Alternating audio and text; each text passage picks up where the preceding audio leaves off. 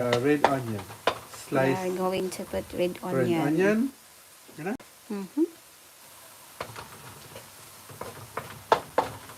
Tagal-tagal din hindi nakapagluto si Kuya Nats lang. And then you put this here. Huh?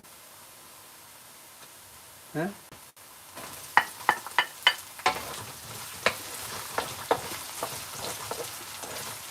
Saute the onion. Saute the onion. So, what do we need for cooking Bicol Express? So, we need garlic, onion, ginger, and of course, the meat, pork meat. And also the face shrimp. We need this as well. This one, what do you call this one here? This is the shrimp face or shrimp fry. Ano lang, anong tawag nito? Alamang. Alamang. That's called alamang. And to add some taste, we have 2 cans of this niblets, pineapple niblets. And also the gata. We need this. 2 cans. Coconut milk. 2 cans.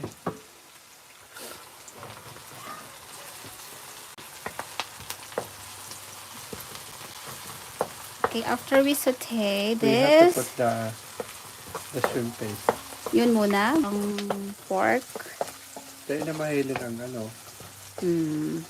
So, we're going to saute muna pala the alamang. So, lagyan natin ng alamang. Ilang kutsara ba yan ng alamang? Bicol Express is a popular menu. Ulam, bayan, in Bicol region. At ang isa pang, yan, 1 spoon. 1 spoon only? 2 spoons. 2 tablespoons of alamang. Yummy! Ay.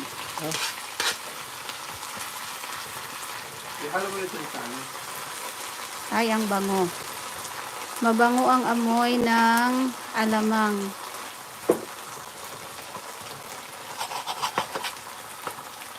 Nagluto kami ni Habi. Kanina pa lang na tanghali, naggayat na kami. After we took our lunch, naggayat na ng pork meat. Nakagayat kami ng yan na, isang ano na. Tapos? Okay, halo.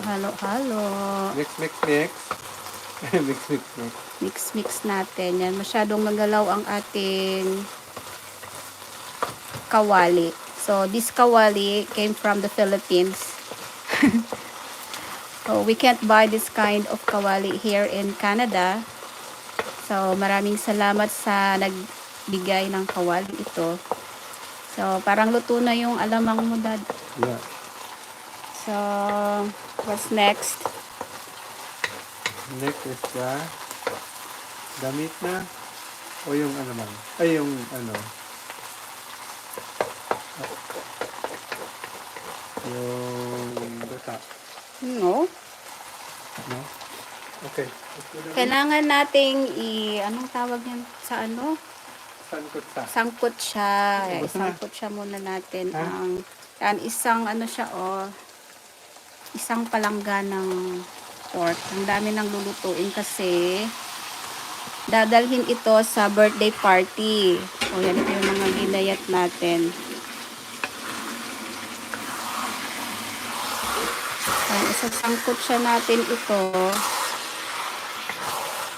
May talagang maaano na din, halo na yung lasa ng ng alamang. Dapat sana mamaya pa yon.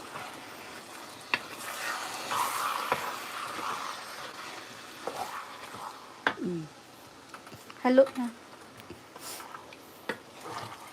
Kasi ang kailangan talagang maluto dito ay ang karne.